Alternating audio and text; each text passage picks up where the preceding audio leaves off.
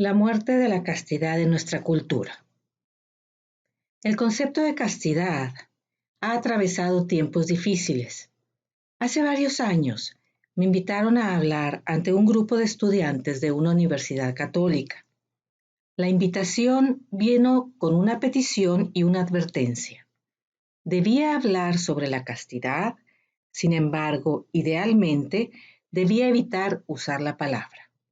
El decano de teología que me había invitado había evaluado la situación de esta manera. Quizás más que cualquier otra cosa, los estudiantes necesitan un desafío a la castidad, mas les repugna tanto la palabra que si la mencionamos en el título, muy pocos aparecerán. Su corazonada era correcta en ambos aspectos, la necesidad de castidad en sus vidas y su aversión a la palabra. Eso también es cierto respecto a nuestra cultura. Para muchos hoy, la palabra castidad tiene connotaciones negativas.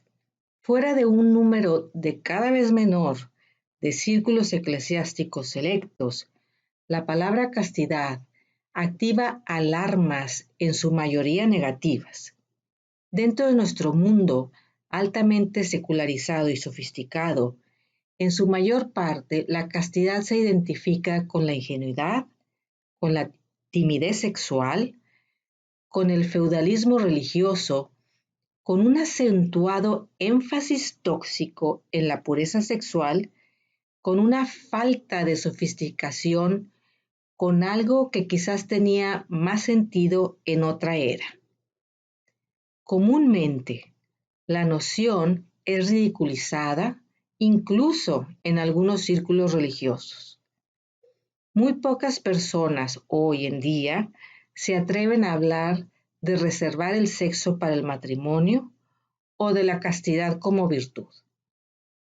¿Qué hay detrás de esto? ¿Por qué esta negatividad y desdén hacia la palabra castidad?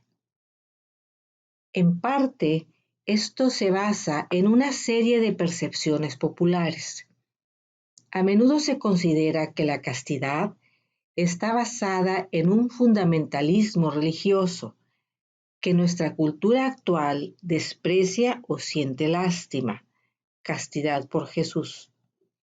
Además, la noción de castidad es vista como un producto antiguo del énfasis unilateral de la Iglesia en la virginidad y el celibato y su incapacidad para articular una espiritualidad sexual sólida y saludable.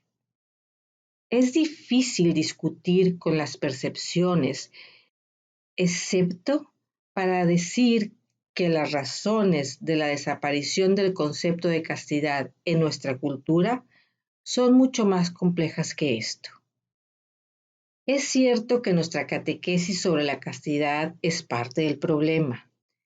Mi sospecha es que un buen número de personas son negativas con respecto a la noción debido a cómo se les ha presentado el concepto.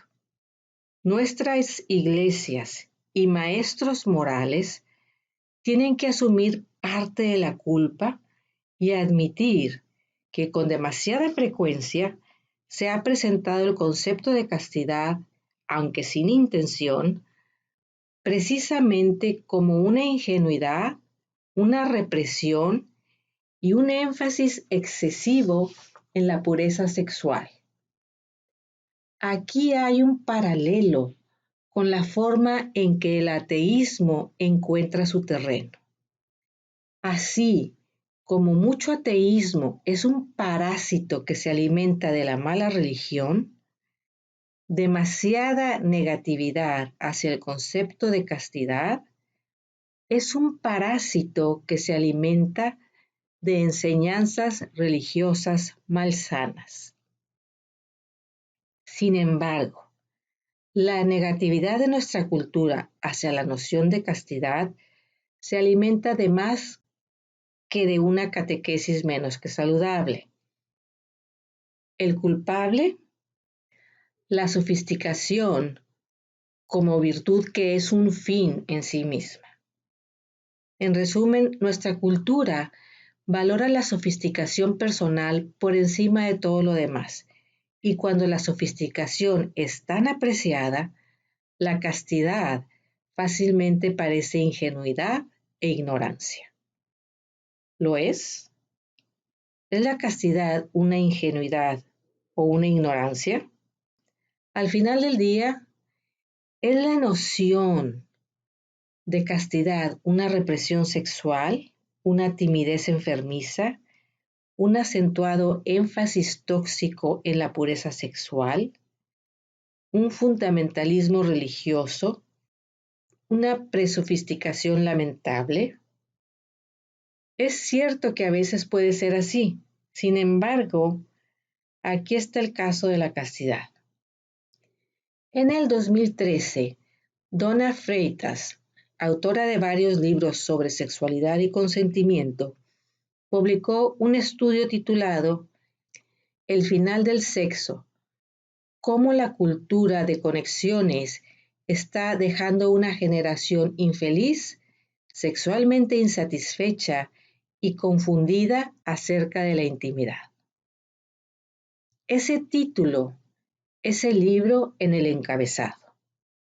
En ninguna parte del libro, y por eso ha sido injustamente criticada por algunos grupos de la Iglesia, dice que lo que está sucediendo en nuestra cultura actual, en términos de sexo sin alma, es malo o pecaminoso. Ella no tiene que hacerlo.